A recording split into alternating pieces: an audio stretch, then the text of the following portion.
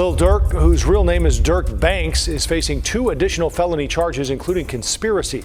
He's accused of conspiring with others to murder a rival rapper in Los Angeles in 2022, but the shooters missed their intended target and killed someone else. 5 other people are also facing charges, 4 of whom are from the Chicago area. Lil Durk and 5 co-conspirators are charged with murder for hire. Number 1, are you surprised? Nah, not surprised. Why is that? Like the raps have become real. Like they've been real. They've been real since like the drill started. Oh my God! You won't believe what's happening with Lil Durk behind bars. The shocking details about his jail treatment have everyone talking, and trust me, it's not pretty. Recent reports have fans absolutely outraged as viral posts expose the disturbing reality of what he's going through. As the buzz gets louder and louder, let's dive deep into what's really happening and how Durk's time in jail is sending shockwaves across social media. Let me spill all the tea about Durk's jail situation. So Lil Durk, you know, the Chicago rapper who's got that Grammy? Well, he got locked up in South Florida over this wild for-hire conspiracy plot from 2022. They threw him into the infamous Broward County Jail. And honey, let me tell you, this place is known for being tough with some seriously intense security. Now get this, Durk was arrested on October 25th and sent to Broward County Jail while they figured out how to transfer him to the U.S. Marshals. But here's the thing, that transfer process, total mess. He ended up stuck in that notorious facility even though his alleged crimes didn't even happen in Florida. They only held him there because that's where they caught him, and bail, not even an option. Let me paint you a picture of Broward County Jail. It's absolutely brutal. Almost half the inmates are struggling with mental health issues, and the stories about the conditions,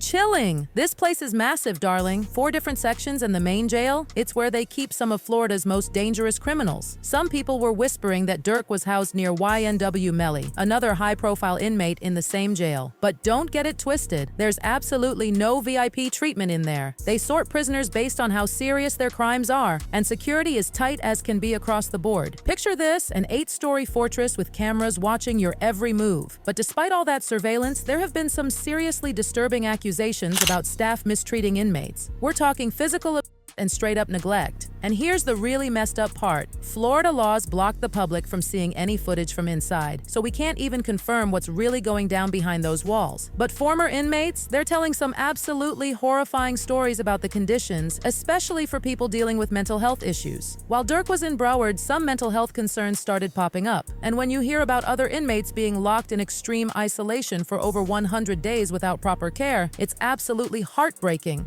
Durk recently pled not guilty in a court as well, and he was denied bail. He was denied bail because they basically said, remember he was booked, they said that he was booking all those flights. Right. They didn't know what was about to happen, where he was going when they caught him and locked him up. They think he's a flight risk, so they denied him bail. Now let's talk about Durk's move to MDCLA. But don't think for a second things got better. His time at 1600 is pretty much the same nightmare as Broward. This place is already famous for holding big names. And with Durk's high-profile case, they've cranked up the security around him like you wouldn't believe. But here's what's absolutely shocking. Durk turned down protective custody. Most celebrities would be begging for that extra protection, but not Durk. He was like, nah, I'm good, and chose to stay with the general population.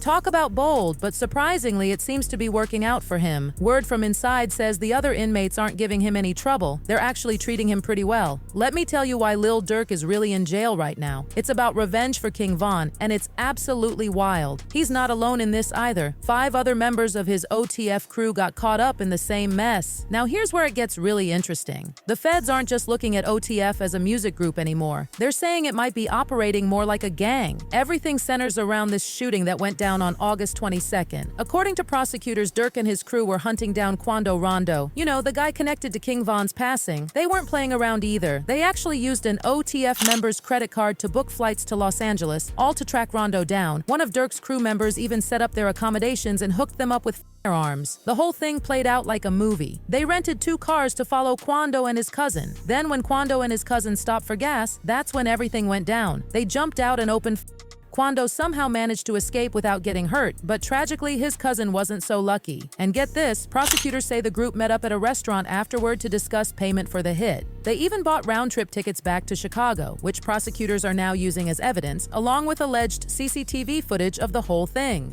With that happening to my right hand, man, that's the reason I think, like, bro, I be thinking, like, bro, you coulda did this, he coulda did this, your little partner coulda did this who from here that be with your little cousin got a plug in this place, he coulda.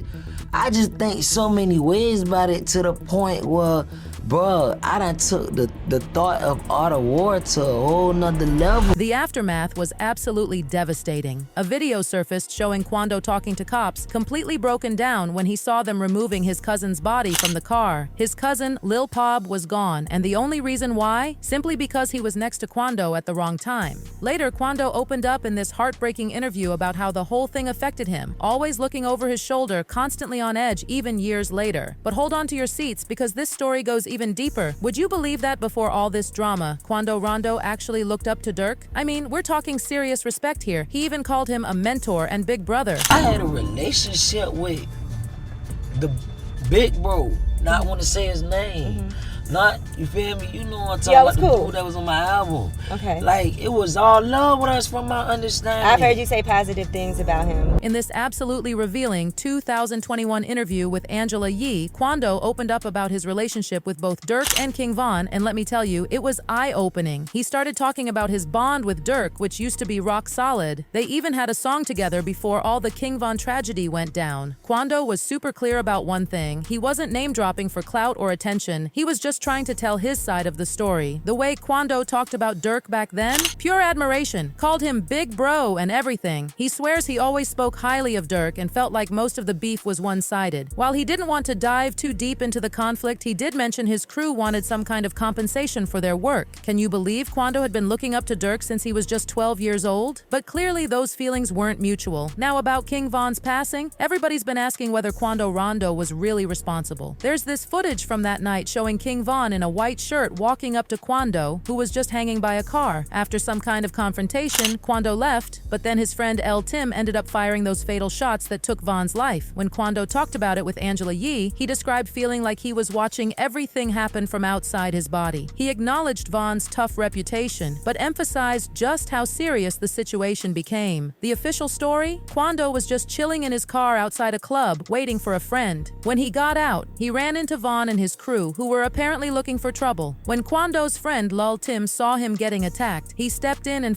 the shot that ended Von's life. Lil Tim got arrested right after, but here's what shocked everyone. He got cleared of all charges. People thought he'd at least get hit with manslaughter, but nope, the case got dropped and Von's family was absolutely livid. His ex-girlfriend took to social media to express her total frustration. After the shooting, Quando and his crew faced some serious backlash, with Von's people holding a deep grudge. This led to 2 attempted attacks on Quando. Now, what's really heartbreaking is how deep the connection between Quando and Durk used to be. Durk was like a big brother figure, especially when it came to Von, so you can imagine why Durk's holding on to this intense resentment toward Quando, but nobody, and I mean nobody, expected Durk to take it this far with retaliation. In an interview with No Jumper back in April, Quando talked about all the hate he's gotten. He wasn't too bothered though, saying these people were never really on his side anyway. But then he said something that really set Von's supporters off. "When God calls you, you have to go, brother."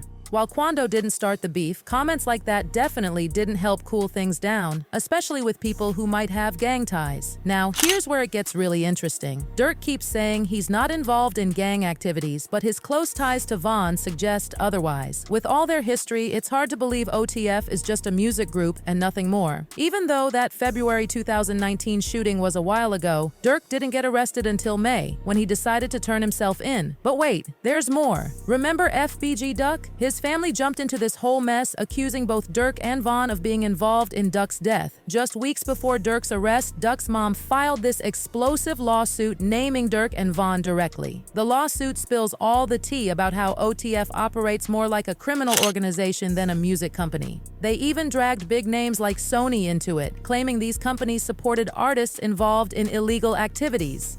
And the childhood that led to all this? Absolutely heartbreaking. Durk's dad was locked up for life, leaving his mom, a nurse, to raise him alone.